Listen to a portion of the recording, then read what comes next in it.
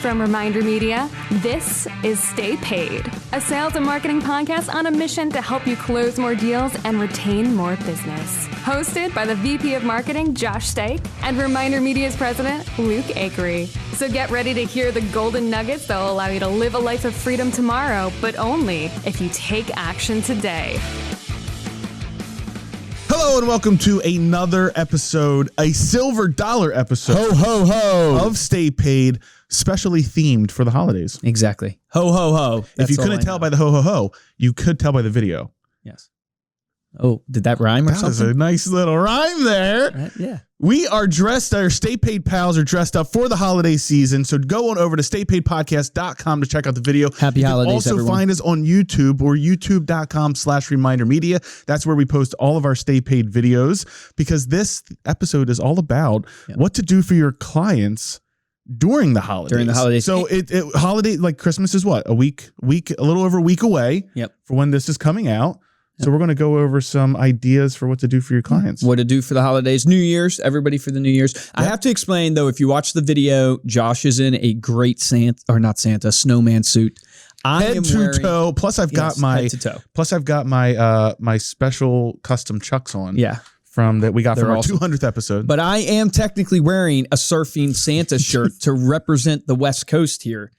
But no one can tell that there's a Santa on this shirt, but there is a Santa on this shirt. You can kind of tell a little bit. We're going to go over it. Yeah, you can tell. Ariel's telling me you can tell. She'll zoom in, super zoom. Tell on the close-up shot, you can see little Santas on Nice, little Santas on the shirt. So 3 things to do for your clients during the holidays. Josh and I, literally when we were thinking of this in this episode, we literally sat there and thought about our clients. Yep. And we're like, well, what would we literally tell them that they should take advantage of this time and do? And that's what we're going to tell you guys today. Absolutely. I mean, a lot of people look to pull back from their marketing. They think about pulling back from the marketing during the holiday season.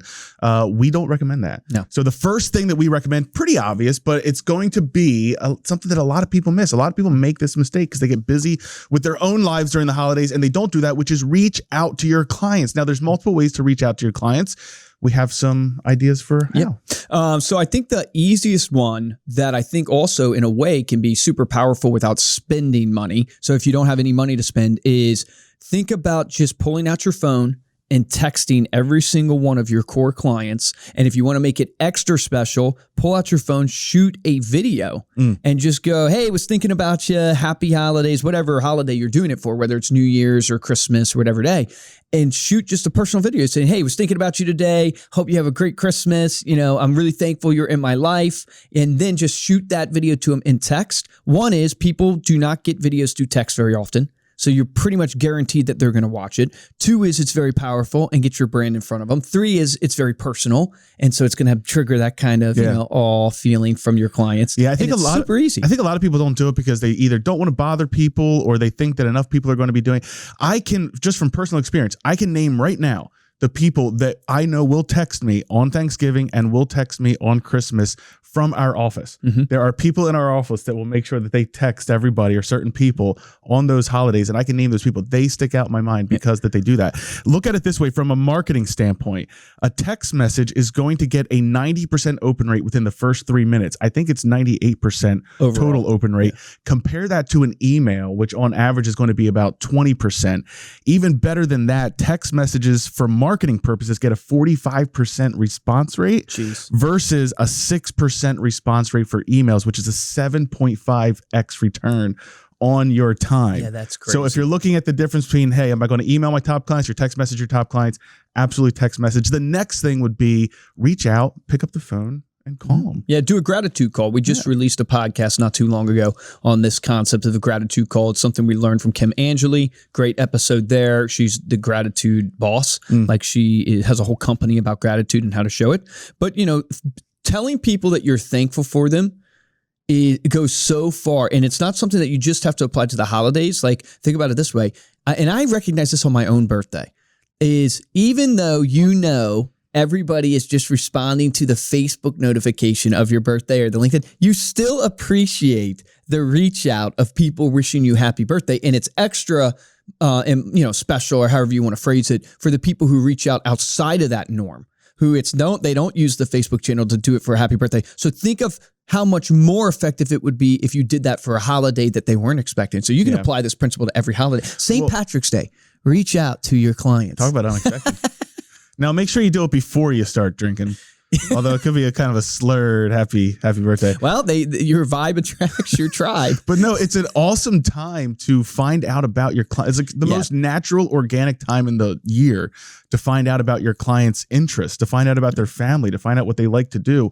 We preach the Ford method all the time, right? Where do they like to travel? Now, this year might be a little trickier, but hey, if you are traveling, where do you normally travel over the holidays? Do you go and see family? And then be strategic about that. Make sure that you're capturing those notes, that conversation, those interests in your database, because we're going to get to that point next, which is how to clean up your database. But the third way to reach out is your email. And this is one that I would say, like, your top core clients, that's for the text, that's for the phone calls, your emails for everybody else. But don't miss this point of sending just a nice email message to your entire client list, to your entire mailing list. We do an email every year to our list. We actually do a video. So we'll do like I was just about to mention that type of idea. Yeah, go ahead. Well, I was just going to say doing the video, doing a picture of you and your family, something has to make the email more personal. That's the key with the email. We do like a Facebook Live. We go around the office. So we're going to have to figure out what we do this year because there's only 6 of us in the office. So we're going to, I think Ariel's cooking up something to be able to do for a thank you message for our clients. But it's giving them some insight into who we are as people, who we are as an organization. Our email open rates on that email are 40% on average, which is amazing for an open rate on an email. And our click-through rate overall is like 10%. The industry average for a click-through rate on a marketing email is about 2%. So you can see the value and how that'll generate just some of that interaction and then ultimately top of mind awareness with your clients. Can I mention one more point on the phone calls? I think one of the reasons why people don't make the phone calls is because, like, what am I going to say? Oh, yeah. And I would encourage you, especially because everybody appreciates this when they get a phone call, literally call them, thank them, check in with them, and then say, hey, it was great talking to you, and move on. That person that you're calling is actually going to appreciate you not trying to make up a conversation that doesn't naturally flow. Even if it's a 2-minute call, they're going to appreciate that. You know how I know this? Because the group I'm part of, this YPO group, which is a mastermind group, all have people in there call me, and it's literally a 5-minute call. Hey, just checking in. Just want to see how you're doing. And we'll talk, and if nothing naturally pops up or anything, it's just like, hey, well, I just wanted to check in. Really appreciate you, man, and hope you're doing well. Let me know if you need anything type of day. And I appreciate that. It's 5 minutes. It doesn't. Everybody dreads the phone calls where they feel like you're making something up. Don't make anything up. Just call them, thank them, check in, see what they're doing, and then say, hey, let me know if you ever need anything. Love you. Love that. So the next tip is going to be here at the end of the year. Ariel's laughing at us because I think we use that phrase a lot. Love that. I do. I love that. Absolutely. That's a gold nugget. No, the next thing that we're going to recommend you do is spend this time, since you're probably not going to be busy putting out fires in your business. You're going to have some activity during the holidays. Yeah, you won't be showing clients around a ton if you're like a buyer's agent. Use that time to focus on your list. So go through and start cleaning up your list. Get it ready. Don't wait till spring to do your spring cleaning. Do it now to get it ready for your email or for the new year. You need to find out who your advocates are. Like, the thing that blows my mind, but it's even for us, like, this is a little bit the pot calling the kettle black, is the reality that you've got to know who are the people that are your core advocates that you should be nurturing, and who are the bullseye, like Sean Carpenter, a great coach that we had on the podcast, talks about. Who's your bullseye that you should reach out to? You're 7 times more expensive to acquire a client going after someone new than you are through an actual referral or through an advocate. You're 5 times more or 4 times more likely to close that deal through a referral. Who are those people? Because they're going to be responsible for the majority of your business, and they shift sometimes, like especially if they move away or something like that, and you're community focused and that type of idea. So you got to know who those people are. Yeah, it's a great time to go through and just really focus on all of the past transactions that you've done that year, making sure that you get people segmented into proper groups. This will ultimately control how you do your follow-up calls in the next year, your email segmentation. If you're sending out ReminderMedia products, this is a great opportunity to go through and make sure that you've got those folks separated into different groups. That'll ultimately control the letter that you're sending to them, or the email that you're sending to them. Also, a great time to watch social media. And again, I'm going to go back to the interests here, but pay attention to what your clients are posting about, because you want to make sure that you're capturing that in your CRM, in your database, because that's the thing that builds relationships, that builds trust, is when you see something that they're interested in, you can comment it or you can capture that. And then a few months down the line, mention, hey, I was thinking about you when I saw this because I know that you love X. Yep. No, I think that's brilliant. Facebook gives you some hacks that you can do that. You can create friend list on Facebook to be able to actually very easily go to your core clients that you're friends with on Facebook. This is if you have friends, thousands of friends. You can create a list of 100 and you can go to that list and see what they're posting. Next tip, I think we're going to end up with 4 tips here, but we'll have 3 tips plus a bonus tip because we had a very rough brainstorming session when we were putting together our bullet points last night. He's not lying, ladies and gentlemen. Prep your budget. So this is a fantastic time to start focusing on what are you willing to, what are you committing to spending on your marketing and on your business in 2021, or if you're listening to this in the future, the next year, right? This new year that's coming up. So start looking at that. We've seen like general stats say 7 to 8%. If you're doing under 5 million in sales, 7 to 8% of your gross revenue should be put back in towards your marketing. We've heard as high as 10%. I think Tom Ferry said 10%. I was going to say, Tom Ferry should be going back into your marketing. So let's say that you're grossing $300,000 in commissions, right? If you're selling, what is it, 50 homes a year, 3% commission, $200,000 average home sale price. That's $300,000 gross commission. That's $21,000 to $24,000. That's $2,000 a month for your marketing budget. Well, this is going to, you can go far with $2,000 a month. Don't be a little punk.